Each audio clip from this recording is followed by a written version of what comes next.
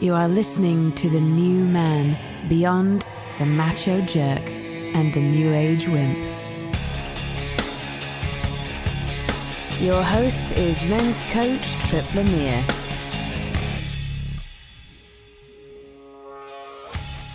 What if avoiding conflict was the thing creating conflict in your relationships and sex life? Are you being fake with your partner because you're afraid to tell the truth? And is it possible to end a relationship with peace of mind? Relationship School founder Jayson Gaddis returns to discuss his new book, Getting to Zero. Today, he and I explore how conflict, especially avoiding conflict, is killing the relationships, trust, and sexual experiences we're ultimately trying to protect.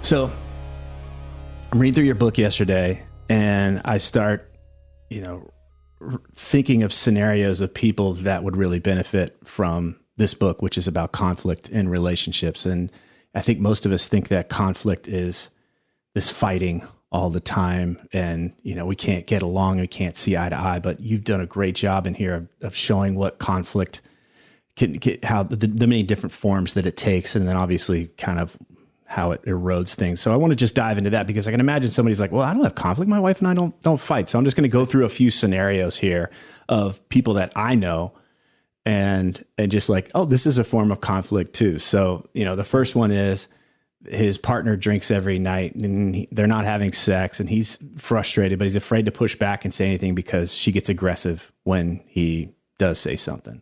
Okay. Scenario two is both partners sweep everything under the rug and just kind of act like nothing's going on. She doesn't say anything, he doesn't say anything, and then every few months they have a big blowout, but nothing's cleared up. Nothing gets anywhere. It's just like this big emotional vomit session, and then they go back to their daily life and take medications to deal with things, or they medicate themselves with alcohol. Another guy is pissed at his wife because she's screwing up the finances and not taking responsibility for stuff, and he gets really frustrated with her. Doesn't talk to her about it. He just goes and finds a divorce attorney. Okay. Another guy afraid to commit to his girlfriend, wondering if he's with the right person. And he brings up the problems. She gets upset. She gets emotional. They're unable to work through the challenges as adults. And so he's like, I can't commit with her. We can't solve problems. And so he's in this, should I stay? Should I go kind of place. Yeah. And then another scenario that I'm familiar with is, on one side, she's really frustrated with him and things aren't going well. And on the outside, he's just like, hey, everything's great. We have our ups and downs. He doesn't really take her seriously when she brings a complaint to him. And again, she's looking and trying to find a divorce lawyer. So yeah, these are real scenarios. None of these was really like big knockdown, drag out stuff. These are scenarios. This is how people are taking it. So you got the book, Getting to Zero. So let's just start there. What does it mean to get to zero? What does that mean? Yeah, nice. And then I'm assuming we'll circle back to these scenarios. For sure. Yeah. So getting to zero is getting back to a good place. It's the place, it's kind of the baseline that we want to be in. If our relationship thermostat has settings, and 0 is like we're in a good place, and 10 is we're in a really bad place. And anything above a 0 to me is there's something that feels off. And often that's some form of, it's a communication issue. It's something that we're not talking about. It's something that we don't agree on. It's our nervous systems aren't totally feeling safe. So the work is for friendships, families, and couples to get back to that 0 place, because life is just easier there. It feels better there. And then we can, go tackle all the other challenges we have. I'm imagining for some people, though, if they grew up in a family dynamic where there was always this tension, then normal is, but we just don't clear things up. Like it doesn't even occur to them to clear things up. That being at a 3, 4, 5, 6 is just normal. Somebody's going to fly off the handle. Yep. And so I just want to even introduce that it's possible to get back to this place called 0 where, I could just relax here. And a big thing that I hear from guys is, my wife and I, we don't have sex. And I'm like, well, why would she? And why would you be attracted to her? Why are you looking outside, and why is she shut down to you? Chance if you guys aren't cleaning things up, but how does this conflict impact sex and that desire that we have for our partner? Yeah, I mean, I think it shuts down the space sexually. It shuts down our hearts. I don't know about you, but when I'm feeling off with my wife, whether it's a tiny little trigger around like she looked at me a certain way, to a big, issue we're having about finances or something else, I feel closed, and I go into self-protection, and she does the same thing. So the last thing we're probably going to do is have sex. And so if that happens enough and we don't know how to communicate through those challenges, that gap starts to get wider over time. And then pretty soon I'm in a sexless marriage, right? Yeah, I wanted to bring this up because I when I hear guys talk about, oh, we're not having sex, they're like, oh, I must need to get better at some skills, or I need to be better in the bedroom. And I'm like, no, it's probably this. Right. We're talking days before the sexual activity that something probably went sideways and she hasn't been able to connect with you. And why would she want to open up? Or like I said, maybe she hurt you in some way or pissed you off in some way, and you're like, I don't want to fucking be around her. Yeah. So I throw that out there because maybe there's a disconnect between like, I don't want to do the work. I shouldn't have to. I think there's that other part of like a relationship shouldn't have conflict. A good relationship is free from conflict. Let's talk about that expectation, because that's somewhere that got planted in there somewhere. That got planted in there somewhere. Yeah. And I think the movies and kind of what we hear and also social media and people, very few of us are in communities and friendships where our couple friend that we had over for dinner is actually revealing the fight they had yesterday and really disclosing and being really vulnerable and transparent about that. So we sort of assume that everybody's doing fine. And then if we fight, there must be something wrong with us. And then we feel shame, and we better not show anyone that we're struggling here. And everybody's kind of colluding in this weird bullshit kind of pretense about we're good and everything's great and a happy couple doesn't fight. And it's just not reality. And like you said, it's not always fighting. It's just that crunchiness and the distancing and the hurt feelings and the years going by of not talking about the hard things to talk about because it didn't go well last time. And again, we start living in kind of a mirage of we put out in the world one face, and behind the scenes we're actually not that fulfilled in our intimate relationship. And I think that's a sign of you're not dealing with conflict, you're not dealing with these more difficult, uncomfortable challenges that I think would have you be in a better place if you could face those. All right, so on one hand we've got this expectation we shouldn't be having conflicts are wrong or bad, so that has me want to just not be curious or to push it down, because that might reveal something. Oh no, I'm with the wrong partner, or things aren't okay there. And then there's just this huge desire to avoid conflict at all costs. And I love that you pointed it out in the book, which is, all these people that are like, they'll go do death-defying shit up in the mountains or jump out of planes. And I've known people that would rather be in combat than actually sit down and have uncomfortable conversations with their partner. And what I love is that the book is essentially like, hey, we can build a skill here. But before we can build that skill, why is it so hard? Why do we struggle so much with this idea of turning into that difficult conversation and clearing things up? Yeah. I mean, number one, we just don't like discomfort, I think, as social mammals. Most of us, unless we're on the growth path, and even when we're on the growth path, I mean, I don't know about you, but I don't like conflict. It doesn't feel good over here. And when I'm learning a new skill, it feels bad, and I feel shame a lot, and it's just uncomfortable. So the discomfort of learning something had just revealing that you're a newbie. Yeah, has us back off and just go, I don't want to feel uncomfortable. I want to be seen as an expert. I don't want to be seen as a beginner. Like, that feels too bad. That's one layer. And then a couple other deeper layers are like, we're social mammals. We're wired to connect and be together. And one of the worst things we can do as social mammals is to be on the outs with a group or with one other person. It feels traumatic. It feels isolatory. It feels really bad. And it's actually not really good for us. It's not good for our health. It's not good for our well-being to be outcast and isolated. So when we start to approach conflict, that's at stake. And we'd rather betray ourselves and fit in then possibly speak the truth and then get kicked out of the dyad or the group because that's so threatening. So we don't really like that. And then the second layer is we're dealing with a historical baggage around whatever we grew up with in our family of origin, around how conflict was done or not done, how communication went down, and how relationships went down. And we sort of, the default setting is our, what I call our relational blueprint. And it's the groove we fall back into under stress. It's just the place we go when we're upset and stressed. And often it's full of projections. It's full of memory, procedural memory in the body that hasn't been resolved. There's lots of trauma and other stuff that hasn't been resolved. And we're just kind of, all that stuff comes out. And then that is really, really hard to deal with. And if we're not willing to learn about it and be curious, like you said, and be self-reflective, then we're kind of screwed. It's going to be very hard for us.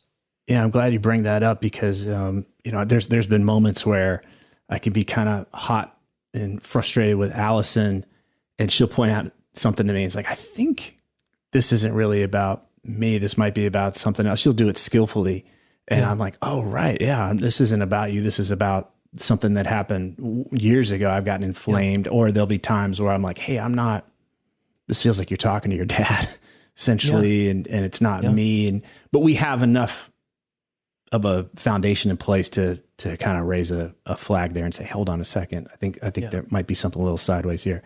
But, so I hear this thing like, well, then let's just avoid it. Right. And I actually know people that are like this, where something uncomfortable will happen, and they'll just disappear for 6 months and then come back like nothing ever happened. And meanwhile, I don't freaking trust that person. And I still have some like a bad taste in my mouth or something. But I thought you pointed out that avoiding conflict is still a form of conflict. And I think that might blow some folks away when they think like, well, I'm doing the good thing. I'm avoiding conflict. They don't see that they're perpetuating conflict, or they're engaging conflict in a different way. So how is that true? If I'm avoiding conflict, how is that still conflictual, as you said? Yeah, nice. So I'll introduce just a concept in the book I write about, which is called two shitty choices. So choice A is we feel stuck often with, let's say I'm in conflict with you, Tripp, and I don't want to deal with it. We've had a snag and it feels uncomfortable here, and I don't really want to bring it up. So I'm kind of stuck.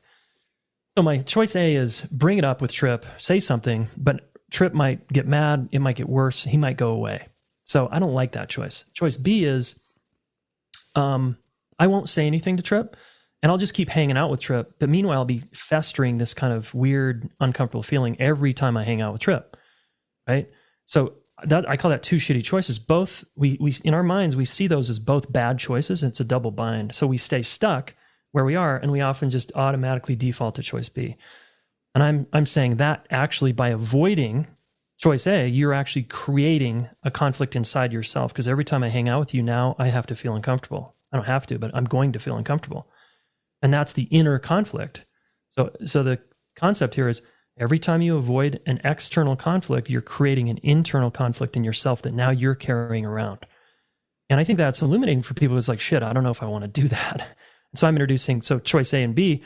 Take choice C, which is to basically take A, and it's courage through conflict. It's saying, okay, I am going to speak up. Even if Tripp goes away, I'd rather maintain my relationship with myself and not create an inner conflict, even though I might lose Tripp in my life. I'd rather do that. So I'm advocating in the entire book, like, guys, choose choice C, which is go into conflict, or what feels like it might not even be conflict. That might be something your mind's making up. But go that way of truth-telling, because you don't want to be living in a bunch of internal conflicts in your life. It's not good for you. Yeah. And I think this comes back to, I want to talk a little later on, which is really what's the purpose of the relationships that you have in your life. If it's just to have you feel comfortable and important, then you're going to do whatever you can to keep this idea of the peace around. But if you really want deeper connection and genuine trust and feel like people have your back and that you can trust them and they can trust you, then you've got to be willing to go into these places and be with the truth rather than comfort. All right. So we're talking about conflict. How is this different from fighting? Because some folks are actually really comfortable with fighting and can get bent out of shape about the smallest stuff. It's a regular thing.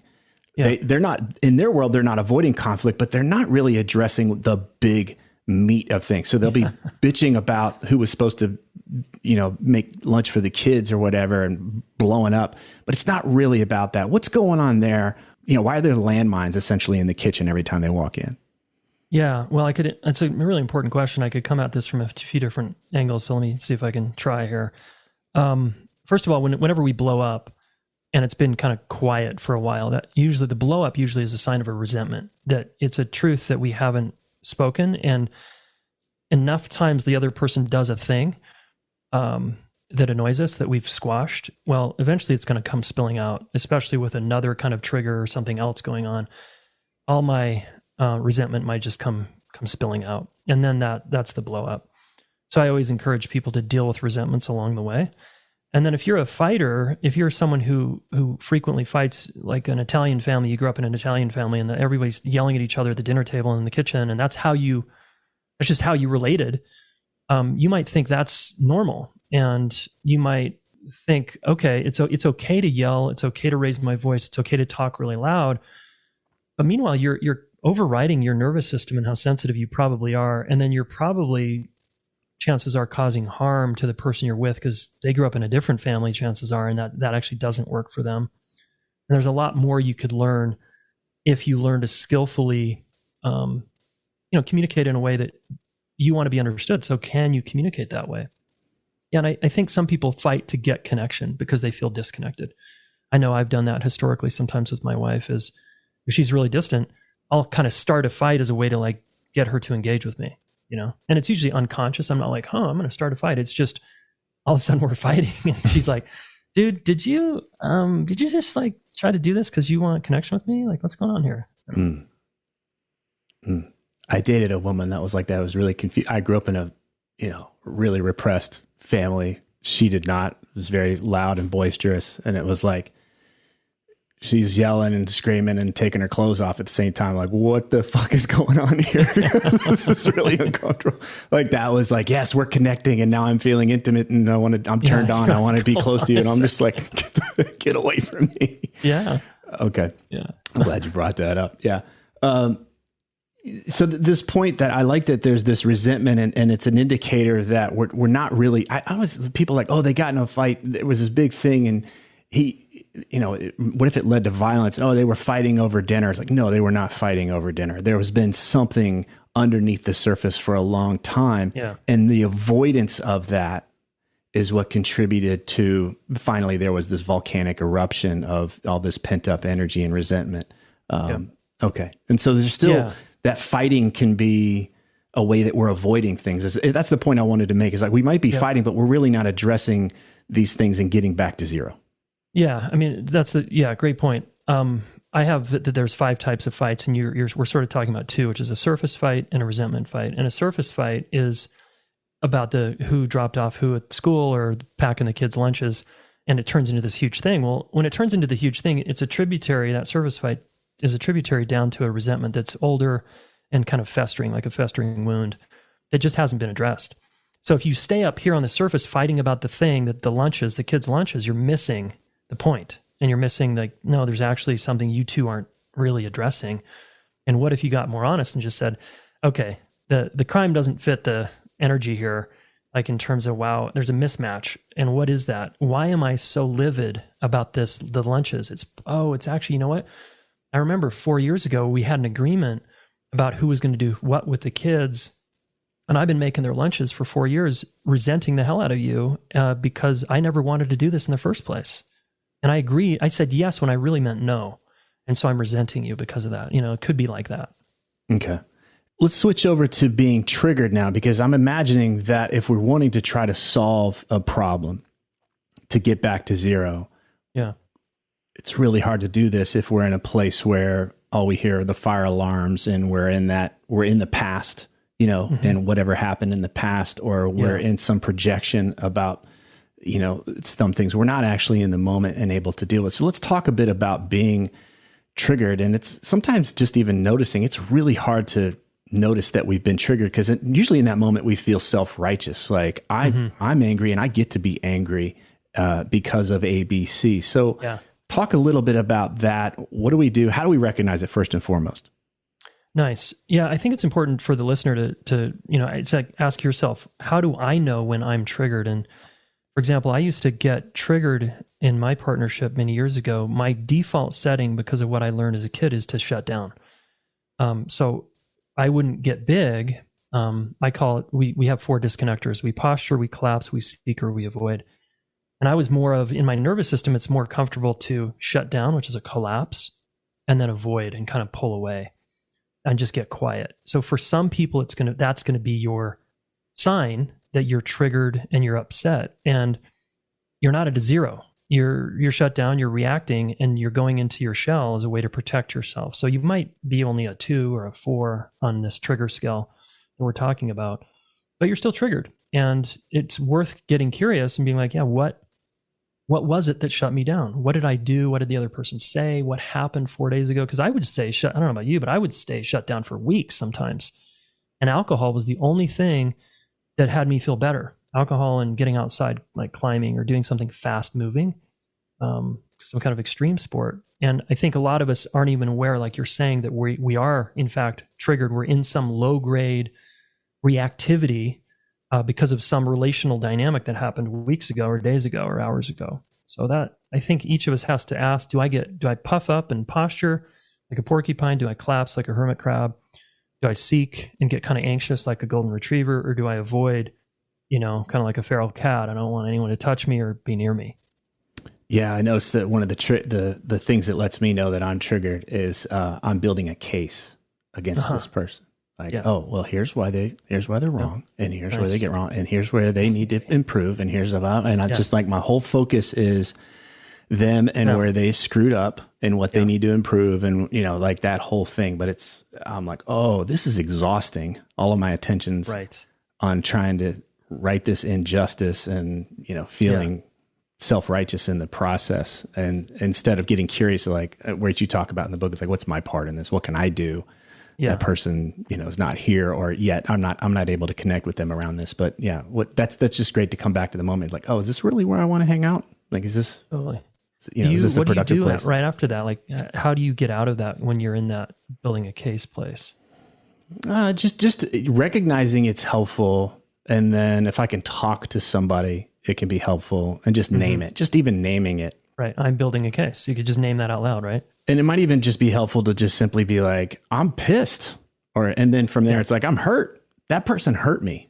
That person let me down. That person betrayed me, this and that, and get to the meat of it, because that stuff at the surface of all what they did or didn't do is not getting to the meat of it, which is, you fucking hurt me. And I feel like I'm really hurt, I'm disappointed, or whatever that thing is.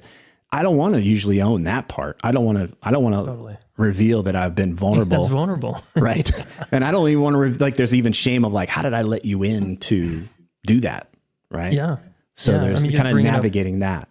Yeah. You're bringing up such an important point here, which is to not, if you're in blame, right, whether it's the building the case thing, or you're actually just outwardly like, you never, you always kind of language, you're probably not going to get very far. And what Tripp, I think you're so beautifully saying, is like, get below that down into what am I actually feeling over here? Oh, okay, I'm angry. And then maybe I'm also below that. Maybe I'm hurt. Maybe I'm even scared. And maybe I'm even ashamed. Try those on. And then if you can reveal that to the other person, even though that's the last thing you want to do, that's going to probably resolve it sooner. Yeah. You talk about bringing that vulnerability to the conversation, which feels like death in a lot of ways, like an egoic death. Like, there's no way I want to actually share this with you. Yeah. I would much rather take a shit on you and show you all the ways that you did something wrong, and I'm better and I'm right. So, but the flip side here is, can I just own it and say, hey, you hurt me. I feel betrayed, or I don't feel seen, or whatever that thing is. And if we're committed to looking strong and projecting a sense that we're not weak or anything like that, that's going to feel really, really difficult. But nonetheless, it's what's true though. It's what's really true. And we're unwilling to own that can be why we would carry something around for so long. Yeah. And I think people really they get into this losing strategy of blaming the other person, because it kind of works in life. If you keep blaming people, you get to stay in the victim position, and other people have power over you, and you get to kind of say, they did this to me, and everybody's out to get me, or whatever. There's a certain kind of comfort, strangely, in pointing the finger outward, in this kind of vindictive sort of self-righteous kind of way, like you're saying. A lot of us do that. And I think it's a pretty normal human tendency. But if we want to have stellar relationships or better relationships, it's completely losing strategy. You got to get below that. Like, you're never going to not blame. I always say, when people say, don't blame, it's like, no, you're going to blame. See if you can just get curious about your blame and sort of take one step back from your blaming and watch it and be like, wow, there I go again. I'm blaming my wife. And man, I am mean. I am kind of an asshole sometimes. And then you can be like, what's driving my blame? Oh, I'm scared. I'm hurt. I'm feeling resentful. And then again, bring that. Yeah. I remember, I think we had Robert Augustus Masters on here before, and he talked about the fire and the smoke and this idea that when we bring that defensive or angry part of us, it tends to invite that, right? So you can see this in protests out in the street. You just see people flipping birds at each other. Yeah. And I think what we're saying here is like, you bring that to the conversation, you're going to get it in return, typically. Yes. Right? Yeah. You're just inviting that. So the more self-righteous you feel in your position and that the other person is bad and wrong, guess what? It's just going to come right back. But if we really are committed to clearing things up and finding solutions and reconnecting, then it is about coming back to this like, hey, I'm scared. When you do ABC, this really rocks my boat. We've got to talk about this. Something softens in that moment. It's really hard to throw a brick at somebody when they're saying, hey, we've got to talk about this because I'm really scared. Yeah, completely. Or hurt. And that's the doorway, or that's the opening. Can you talk a little bit about that? Why does something shift there when it just seems like every cell in our body wants to attack and prove them wrong? I mean, yeah, it's I don't know. I'd be curious what you would say too. So I don't know is my first answer. And just taking a guess at it right now, again, I think to be vulnerable in front of another human when we're at odds, it seems very counterintuitive, and it does seem like death. It seems like, no, that's like sticking my neck out on the guillotine. Like I'm going to get hurt. I'm going to really get hurt here. But in an intimate partnership, particularly if you have a commitment that says, we're going to go vulnerable as soon as possible, and we're not actually going to kick each other while we're down around our vulnerability, and we're going to use vulnerability as a way to soften the whole situation. I think having an agreement like that ahead of time, it can at least remind us and invite us.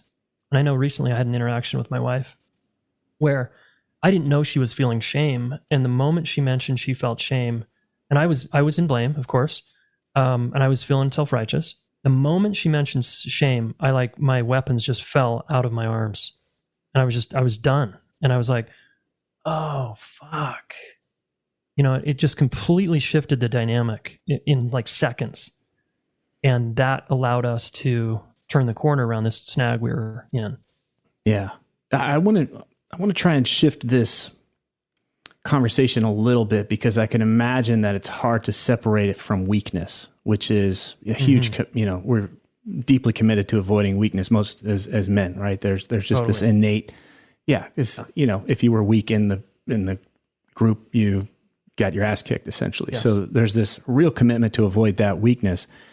But I think what we're really talking about here is owning the impact. And so if I'm dancing with my partner and she's got on these amazing heels and she keeps stepping on my freaking toe and it hurts, I can hold that resentment in and that pain and not want to tell her, and then blow up and be like, damn it, stop, you're a terrible dancer and blah, blah, blah. And now I can judge her and I start to attack, and here's all the things you're doing wrong and blah, blah, blah, blah, blah. And then she's hurt and withdraws and goes away, or she attacks back and, well, you're terrible in bed and blah. Whoa, wait a second. Where are we going here? Right? Okay. That might be a more typical kind of a fight. Yep. Whereas if I just say, hey, you may not be aware of it, but you're stepping on my toe and it hurts. Yeah. And I hear that just sharing the impact, this hurts, doesn't mean I'm weak. It's just sharing the impact. Yeah. It's speaking about what is true right now, which is, ow, that hurt. Mm-hmm. Ouch. And that could be even something like your blame's coming at me, and I could just say, ooh, ouch, that hurt. And instead of firing back, like, hold on, let me sit with that.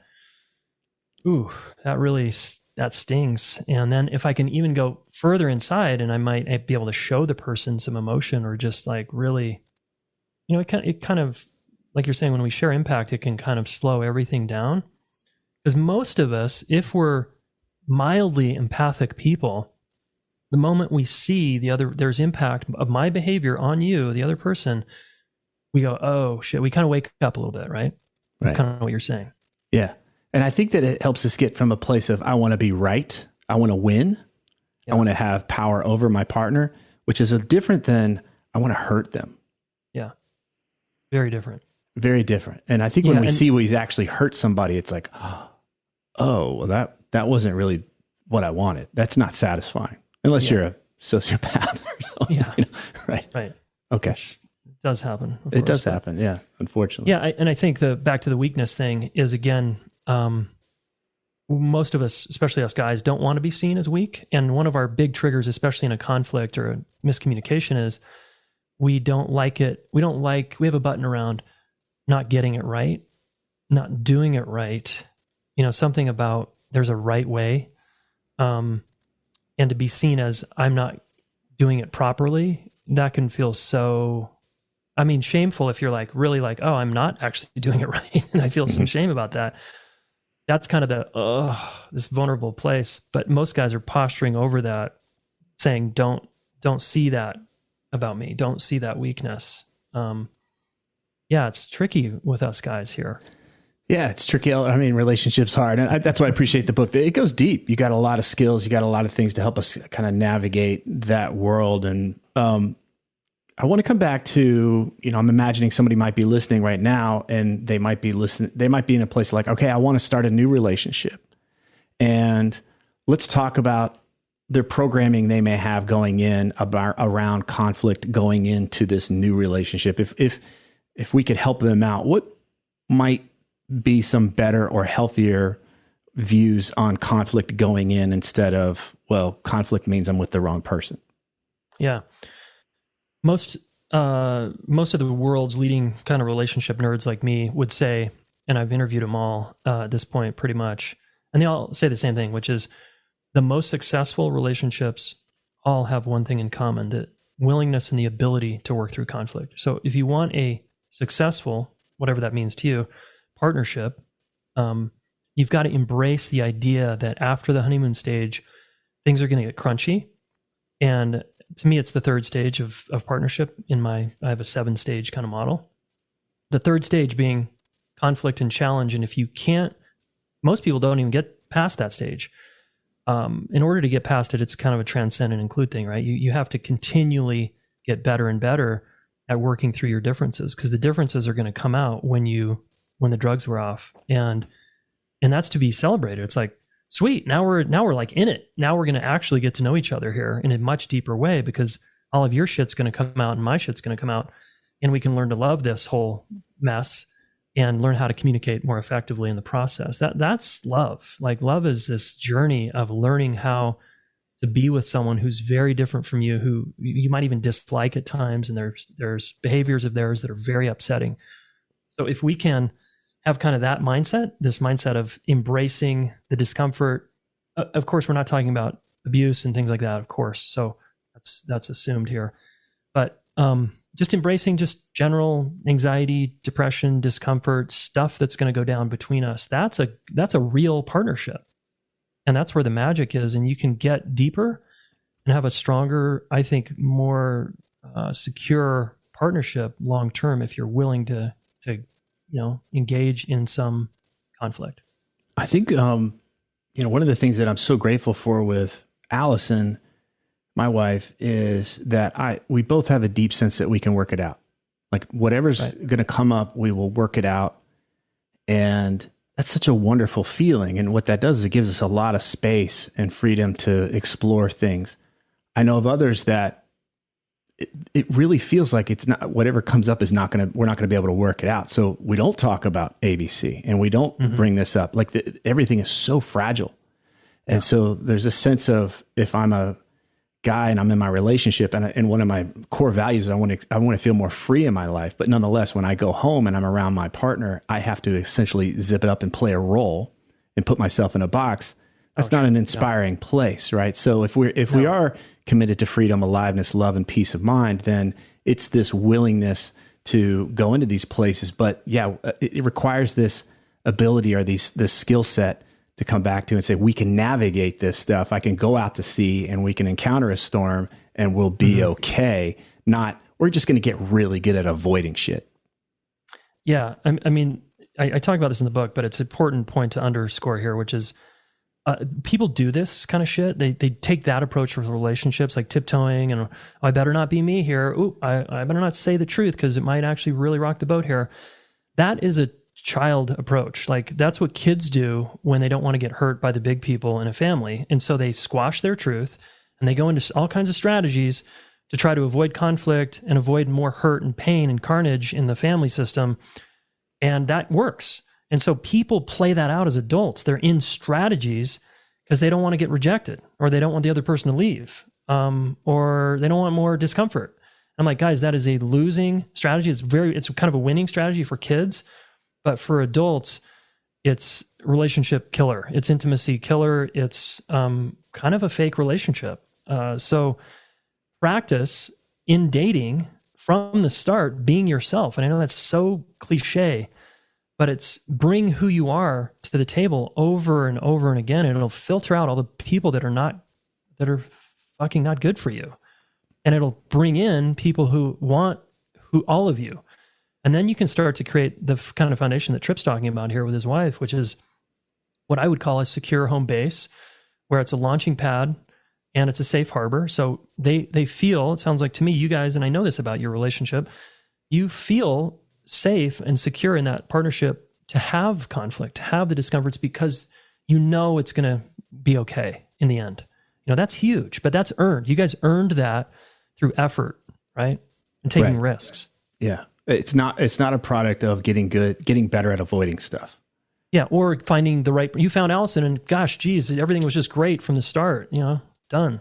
No, there's no pot of gold. It's okay. We're going to learn how to deal with challenges and we're going to learn how to work through them. And it's a skill set to learn. So let's talk about the person who might be listening, who is like, I'm betraying myself. I'm not being true to myself. Yep. Being in this relationship, walking on eggshells, avoiding the truth, playing a role. This is killing me. I can't keep doing this. I'm damned if I do, damned if I don't. So how can we help that person? Because in that world, it's going to seem like I'm going to blow everything up if I start to be true to myself, as you say. Yeah. And you might actually, I mean, I know when I started living this way, I did blow some shit up because my style is to go from one extreme to the other. And I came out swinging, like, oh, I'm my truth. Fucking, look at me. And I mowed some people down in the process, and it wasn't, I hurt some people in the process. So there can be a real reaction to the old way and like, fuck that, I'm never doing that again. And look at me, I'm speaking the truth now. So some of us do that, but if you want to take a gentler on-ramp, that's certainly okay. It's all okay. I think it's even preferable to just continue to try and fall down and get back up and fall down and get back up.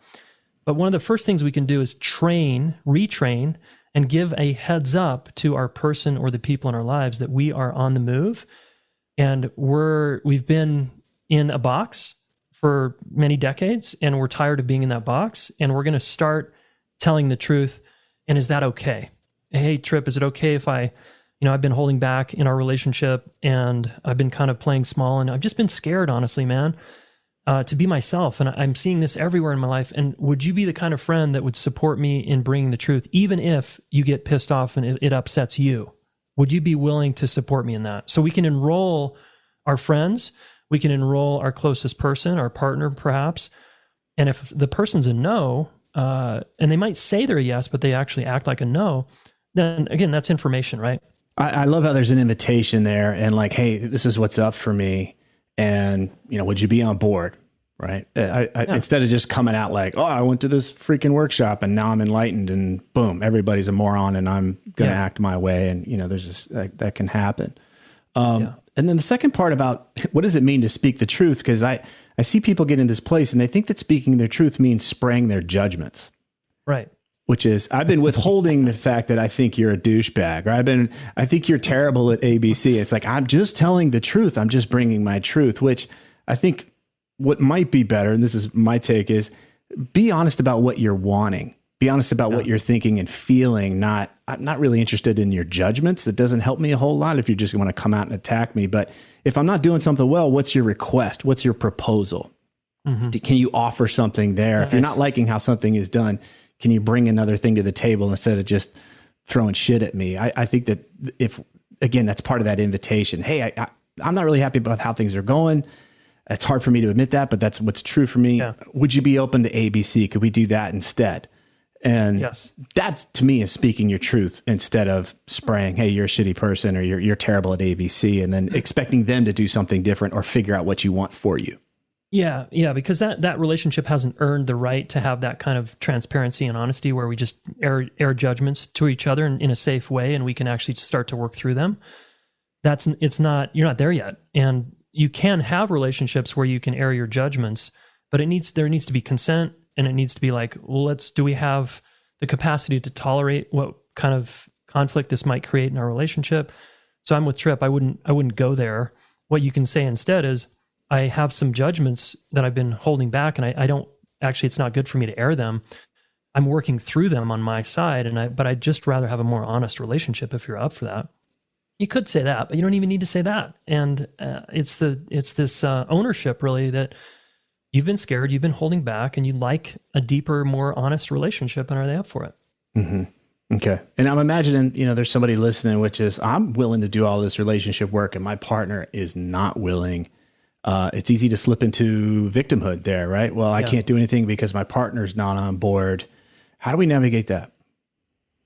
Yeah, always a good question. I'd be curious what your thoughts are here as well. Most people have not adequately attempted to enroll this person in a new paradigm or a new reality in a relationship.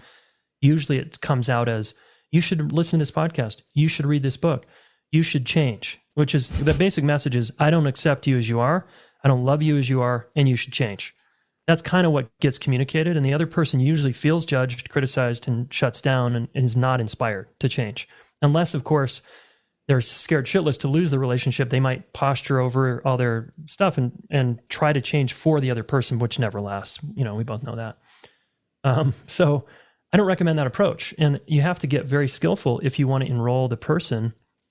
And it's kind of like sales. It's like, what are their values? What do they value? What's their highest value in their life? And can you help them see how working on the relationship will help them with their highest value thing? And so you're connecting the dots for them that, like, look, honey, if we work on our relationship, you're going to be a better mom, or you're going to be a better CEO, because you're going to have more relational capacity. Can you see that? And would you be willing to embark on this journey with me, where we start learning how to work through conflict and we communicate under stressful moments? Because I think we're not very good at that. And I think we could be a stronger team. And again, I think this would help you with blank in your life. That's I think a much better approach. And at the end of the day, the person still might give you the finger and be like, no. They might sniff you out and, I don't want to be changed. I am who I am.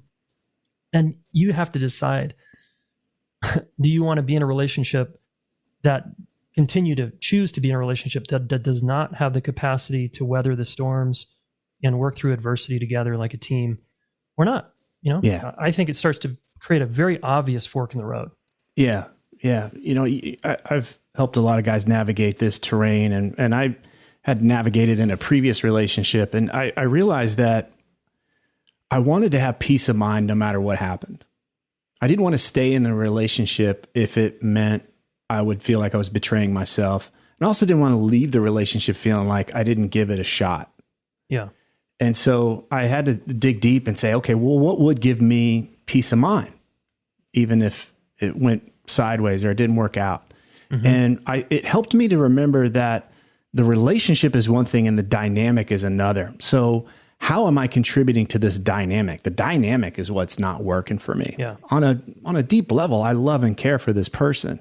And always will, right? Like they just will. I might only be able to see them once every 2 years, but I can still feel my love and care and genuine compassion for them. I just don't need to see them that often, right? But the other part is, okay, but this dynamic, how do I shift that? What's my responsibility in that dynamic. And if I want the dynamic to change, can I create an invitation? Here's what I see possible for us. I'm no longer going to take part in this other dynamic. It doesn't work for me. It's not sustainable. What I would like, though, is something like ABC. What would you like? What would be inspiring for you? Nice. And so there's a place for them to speak up. And that could be jarring. It could be unsettling. But at the same time, it feels a lot better than, I need you to be this person or else I'm gone. Right. Yeah. Or it's one of these kind of ultimatums things that tends to come out of there. It's more like, I think we could we both sink our teeth into this shared outcome that we would both want, or what's your version of that? I love that. And maybe we can just kind of find our own paths there. And if we don't have that shared outcome, right, where it's like, oh, we're in a relationship where we tell the truth and we do ABC, and we, like that person, like, no, I can't handle that. I don't want to be a part of that. It's like, great, I have peace of mind now, knowing that we're just not a fit, right? That we're just not going to do that. And I could still love you and care about you, but we're not going to be, intimate in that way anymore. And I found that, breaking things down in that way and recognizing that I can still deeply care for this person. I don't need to demonize them. But it's just about kind of understanding that dynamic and then speaking up for what I want and inviting them into that conversation can be really powerful. And again, it's that peace of mind. Like, hey, it's cool. I genuinely get that we're just not on the same page. Nobody's broken. Nobody's at fault. Nobody's the bad guy. Mm-hmm. It's just, it feels like the most compassionate thing for us to do is to move on, or we're going to go deeper. And this is exciting. I love that, because you're making a really clear distinction here. I think this is awesome, which is, hey, and then I take responsibility. What we've had and what we've been doing no longer works for me. Very clear, right? It's not an ultimatum. It's just clear. Hey, how we've been operating doesn't work for me anymore. I want to kind of step into a new vision here of our relationship. And this is kind of what it looks like to me. What does it look like to you? And what are you up for that? And could we possibly create a new shared vision for our relationship? I mean, when you say things like that, very clearly, the person isn't made wrong, because you're saying this doesn't work for me. You're not saying you don't work for me, right?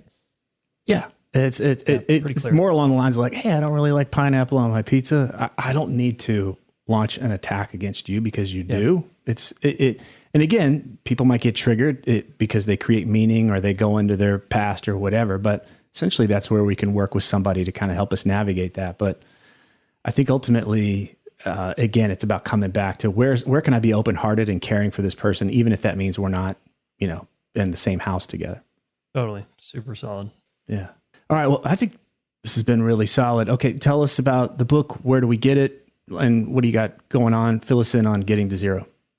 Yeah. Thanks, man. So gettingtozerobook.com, depending on when this is released. If it's after October 5th, you can still get some goodies on that website. There's a quiz you can take to determine your conflict style that I think is pretty fun. So that, I'll probably just send everybody to one place. There'll be a link on there to go to the relationship school where Tripp's been a guest on the podcast, and tons of different relationship resources. But the book, I think, is stellar. I think it's going to help you, and it's going to help you communicate better through stressful moments in your life. And we all have those. This is a book, I think, for everybody. So gettingtozerobook.com. Beautiful, man. Psyched for you. Congratulations, buddy. Thanks, man. Appreciate it, Tripp. If these interviews are helping you, please leave a positive review on whatever podcast app you use so that others can discover the show more easily.